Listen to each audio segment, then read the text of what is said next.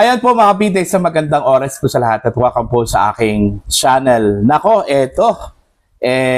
Nag-sorry po mga kabida, ito kong si DILG Secretary John Vic Rimulya po dahil ho dito sa palpak po na implementasyon po mga kabida itong national policy po kung saan po ay ipinagbabawal po ang paglabas po ng bahay na walang suot, ibig sabihin nakahubad po mga kabida, Parte po ito sa apat na mga national policies po ng DILG na ipinapatupad po ngayon, sa buong bansa mga kabida. Okay, ang sabi po ni John Vic Rimulya, matapos pong nag-viral po yung isang lalaki po na tinikitan po mga kabida, dahil lang po nagmasa po ng simento at nakahubad po mga kabida. Ang dami hong bumatikos po doon para bang nagkaroon daw mga kabida, according to Attorney Rowena Guanzon, ng war on topless. Okay? Gera laban mo sa mga topless. Okay? Mga kabida. Alright? Ito po yung sinabi po ni Secretary Rimulya po mga kabida. Nagkamali po kami roon. Ang tanging hangarin ko ay patahimikin ang mga kalye. Mga kabida. Ayon pa sa kalihim, nagkulang umano sa malinaw na gabay ang kanilang implementasyon ng programa. Okay? Nagkulang po ako roon. Ngunit, dahil sa kakulangan ng aking paliwanag, kahit sino na lang, basta walang t-shirt, ay siya dinadampot. Alright? Totoo nga Pati yung nagmasa po ng semento po mga kabida, na napakainit po, Trick na trick yung araw, mga kabida. Tinikitan. Okay? Tinikitan po. Kung nakikita ho ninyo yung video, okay? Pumasok po yung ang dami hong mga law enforcers. Okay? At binigyan ng ticket ito hong lalaki po, mga kabida. Diba?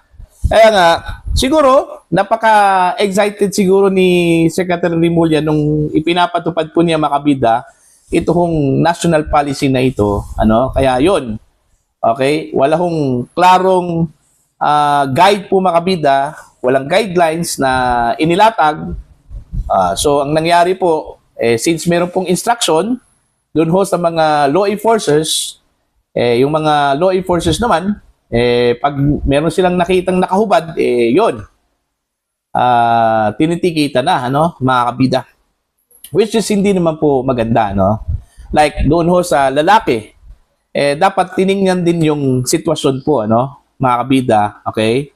Dapat tiningnan kung bakit po naghubad, okay? At tinanong kung alam ba niya na meron pong national policy, mga kabida. Natural naman yun na maghubad talaga kung nasa kalagitnaan ka po, ng pagmamasa po ng semento. Ang init Tirik yung araw po, mga kabida. Di ba? Alangan, ang susuotin mo dyan is naka-long sleeve. Di ba? Naka-collar ka, mga kabida. Hindi naman po ganun. Di ba? So, pinaka-komportable sa inyo, di ba, is maghubad ka talaga. Para maaliwalas po, mga kabida. So, dapat ganun kinukonsidera yung sitwasyon. Hindi ho basta-basta na lang pong tikitan po mga kabida, basta nakahubad. Mali po yun. Okay? Sobrang excited Okay? Hindi naman po rason na wala hong guidelines na inilabas. Kahit na po common sense na lang sana mga kabida. Okay? Na nakita po niya yung lalaki na nakahubad dahil nagmasa po ng simento. Okay? Actually, wala po akong tutol Sa totoo lang po, wala akong tutol po doon sa ipinapatupad na national policies po, mga kabida ng DILG. Maganda talaga yon.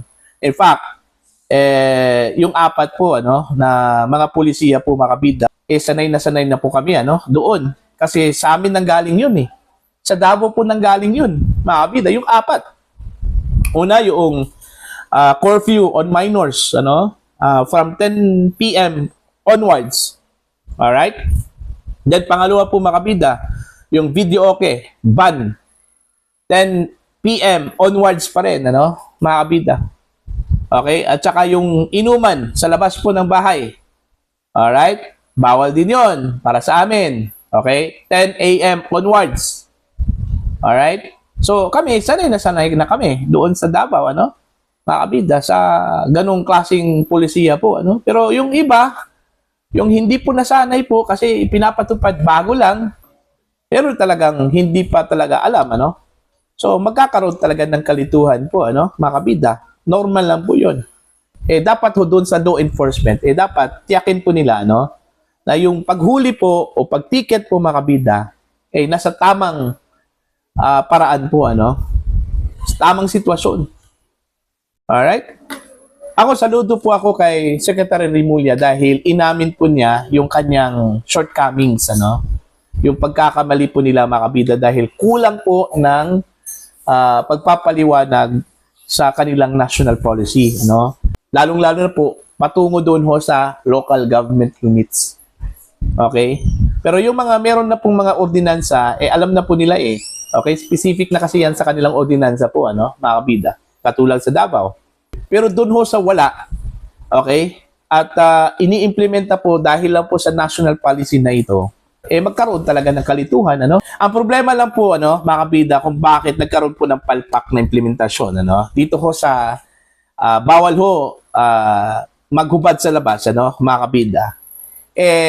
Wala hong malinaw na guidelines. Yun yung malinaw po, ano, na rason. Okay? Ipinapatupad po nila itong policy na ito, minadali. Siguro hindi po pinag-aralan po makabida, no? Hindi ho naglabas po ng guidelines at ipinasa po doon ho sa mga local government units, ano? Na walang mga ordinansa. Mabuti kasi makabida kung bago po ipinatupad po yung national policy na yon, okay? Meron pong briefing sana doon ho sa mga local government units. Mantakin nyo nationwide po ito Hindi po ito sa isang o ilang LGUs lang po, ano? Nationwide yung implementasyon po. Okay? So, dapat meron pong guidelines. Sino-sino po yung dapat damputin o dapat tikitan dito ho sa national policy na ito. Ganun yun, ano? Hindi ho basta-basta na lang pong damputin o tikitan po, basta nakahubad, ano? Mga bida, hindi ganun. Okay? Meron po mga justification kung bakit po nakahubad, mahabid. O katulad na lang po doon ho sa nagmasa po ng simento, ano? Understandable na po yun. Hindi na po kailangan tanungin po, ano? Yung lalaki kung bakit nakahubad. Kasi makikita mo naman na nagmasa po ng simento po, ano? Makabida. Okay lang sana kung nakita po yung lalaki po sa labas ng bahay, ano? Na nagbanjing-banjing lang po, ano? Kumbaga, tumatayo lang po doon, ano? Makabida, nagpapahangin. Diba? O yun. Malinaw yun. Ano? Valid yun. Pwede hong tikitan yun. Ano? Pero yung nagmasa po ng simento, dapat may konsiderasyon yun. Tsaka pangalawa po, sa labas lang po ng bahay yun, mga kabida, ano? Within the premises of the house.